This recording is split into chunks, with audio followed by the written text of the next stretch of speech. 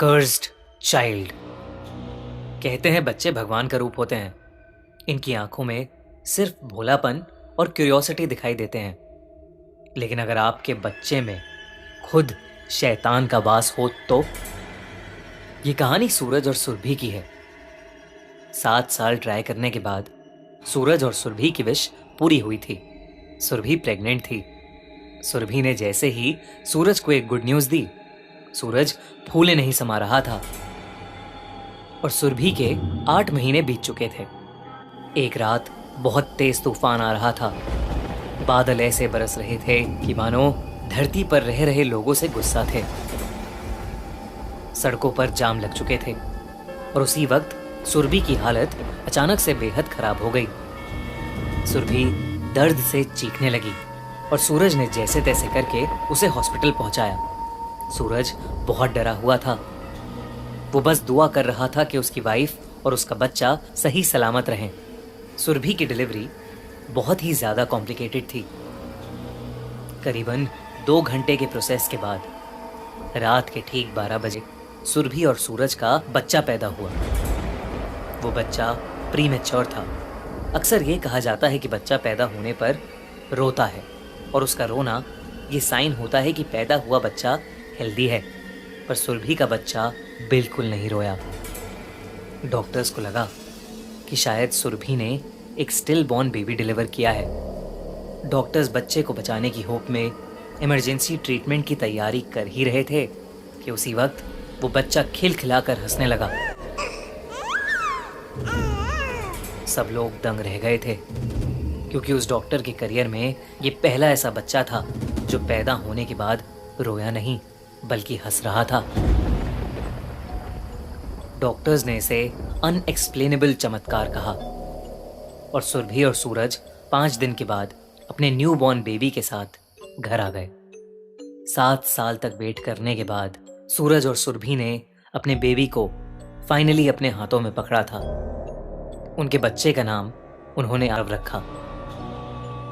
आरव बचपन से ही काफी एक्टिव था। सिर्फ 6 महीने की उम्र में ही उसने थोड़ा बहुत चलना शुरू कर दिया था। सूरज और सुरभि उससे अक्सर कुछ बुलवाने की कोशिश करते थे, पर वो ऐसे शब्द बोलता था जिनका कोई मतलब ही नहीं था। धीरे धीरे 2 साल बीत गए। आरव 2 साल की उम्र में किसी 5 साल के बच्चे जैसा लगता था। वो दौड़ सकता था पर अभी भी बोल नहीं पाता था। सुरभि और सूरज को लगने लगा कि शायद आरव बोल नहीं सकता। वो अक्सर बहुत कोशिश करते कि आरव कुछ बोले, पर वो अपनी ही बनाई बेमतलब आवाजें निकालता रहता।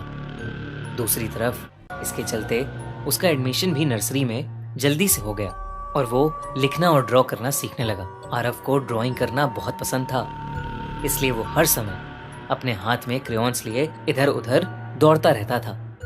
ऐसे ही एक दिन सुरभि और आरव घर में अकेले थे। सुरभि टीवी देख रही थी और आरव ड्राइंग कर रहा था और उसी वक्त आरव ने पहली बार एक वर्ड बोला, मम्मा। सुरभि के कानों में जैसे ही आवाज पड़ी, वो खुशी के मारे आरव के पास आकर बैठ गई। पर पास बैठकर उसने देखा कि आरव ने ब्लैक क्रेयॉन से एक औरत बनाई हुई थी और उस पर पॉइंट करके वो बार बार मम्मा मम्मा बोल रहा था। सुरभि को ये बात काफी अजीब लगी। फिर उसने आरव की बाकी ड्राइंग्स पर ध्यान दिया तो वो पहली वाली ड्राइंग से भी ज्यादा खतरनाक थी। काले और ब्लू क्रेयॉन से उसने एक जंगल बनाया हुआ था और उस जंगल की एक पहाड़ी पर एक डरावनी सी दिखने वाली औरत एक आग की आहुति के सामने बैठी थी और उसके आसपास इंसानी खोपड़ियां पड़ी हुई थीं। सुरभि ये सब देखकर थोड़ा घबरा गई। उसने आरव के हाथ से क्रेयॉन छीन लिया और आरव को अंदर ले जाने लगी। लेकिन आरव में अचानक एक अजीब सी शक्ति आ गई। सुन लिया और आरव को अंदर ले जाने लगी।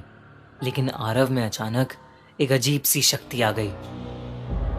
सुरभि उसे हिला भी नहीं पा रही थी। सुरभि ने आरव के कंधे पर हाथ रखा तो आरव एकदम से पलटा और जानवर की तरह अपनी मां पर ही टूट पड़ा।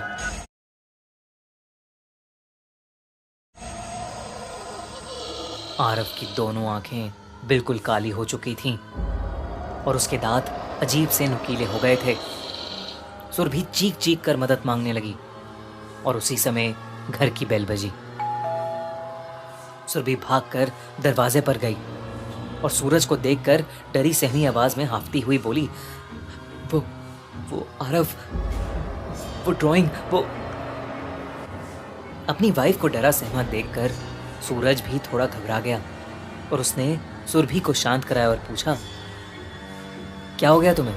सुरभि ने आरव के डायरेक्शन में पॉइंट किया, लेकिन आरव चुपचाप फर्श पर बैठा हुआ अपने क्रेयॉन से खेल रहा था। सुरभि सूरज को समझाने की कोशिश कर रही थी, लेकिन सूरज को कुछ समझ नहीं आ रहा था। तो सुरभि आरव के पास रखी उसकी ड्राइंग्स को उठाकर सूरज को अंदर कमरे में ले गई। उसकी ड्राइंग्स को देखकर सूरज के पसीने छूटने लगे। उसने सुरभि से कहा, मुझसे बहुत बड़ी गलती हो गई। मैं इस औरत को जानता हूँ। सुरभि को कुछ समझ नहीं आया, लेकिन फिर सूरज ने सुरभि को सब कुछ बताना शुरू किया। तुम्हें बच्चा चाहिए था, तुम बहुत दुखी रहने लगी थी। हमने पूरी मेडिकल हेल्प भी ली, फिर भी कुछ नहीं हुआ। मैं तुम्हें इतना दुखी नहीं देख पा रहा था। तब मुझे किसी ने पास की पहाड़ी पर रहने वाली एक औरत के बारे में बताया। वो काले जादू से सबकी इच्छाएं पूरी करती थी। तो मैं उसके पास चला गया। उसने मुझसे कहा कि हमें बच्चा मिल जाएगा, पर एक शर्त पर। मुझे हर अमावस की रात उसके पास जाकर अपने खून की 2 बूंदें उस आग की आहुति पर चढ़ानी थी। उसके बाद हमें आरव मिल गया और सब कुछ इतना अच्छा चल रहा था।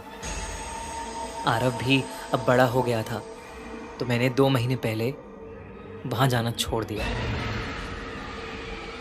ये सब सुनकर सुरभि शॉक थी, लेकिन इससे पहले कि वो सूरज को कुछ बोल पाती, उन्हें बाहर से आरव की जोर जोर से हंसने की आवाज आई।